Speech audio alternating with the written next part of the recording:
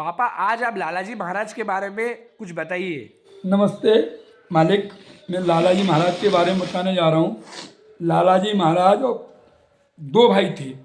छोटे भाई का नाम था रघुदयाल और लालाजी महाराज का नाम था रामचंद्र।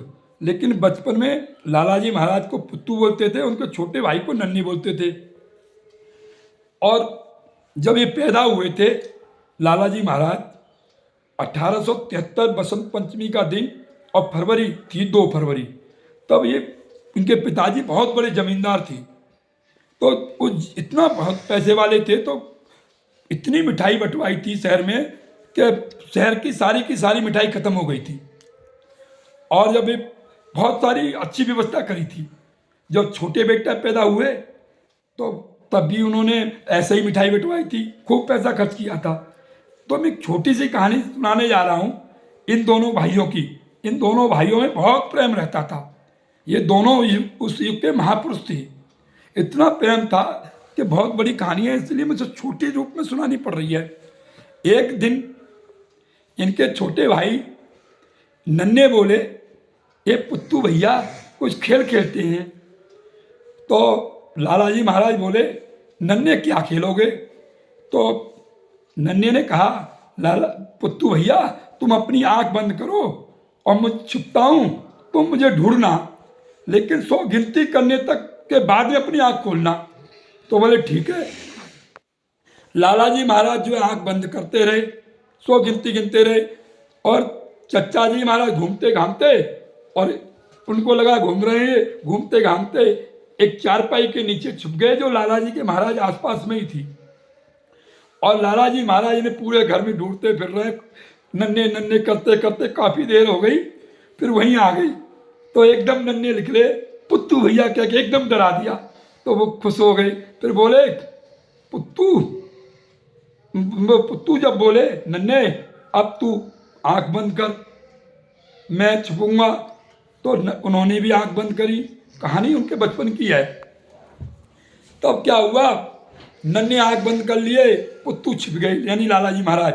वो कहाँ छिपे, पहले गेहूं की बहुत बड़ी टंकी, जैसे गांव रखने वाली एक वो होती थी, वो जो है क्या बोलते हैं उसमें गेहूं, उसको कुछ भी बोलते हैं सही, उसके नीचे एक कुएं के उसके पीछे छुप गए कोने में, वहीं पर थी वो।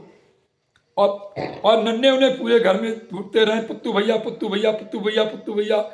अब भैया क्या हुआ, और वो जो है वो भी परेशान हो गए, वहीं आ गए। तो उन्होंने आकर एकदम कहा नन्हे, तब वो जागे एकदम। तो एक वैसा खेल खेलते थे। अब कहानी बड़ी है, इसलिए मैं आगे ले जाना नहीं चाह रहा हूँ कि शादी की भी शादी के बारे में सुनाऊँ। शादी के दौरान भी लालाजी महाराज की जब शादी हुई तब उनके पिताजी ने अपार संपत्ति खर्च करी। जब उनके छोटे भाई की शादी हुई उसमें भी संपत्ति खूब पैसा खर्च किया, सब कुछ हुआ क्या, लालाजी महाराज का मैनपुरी के राजा से झगड़ा हो गया कुछ जमीन को लेकर के। और झगड़ा ये हुआ कि वो जमीन को न तो राजा छोड़ना चाह रहा था, न लालाजी के पिताजी छोड़ना चाह रहे थे।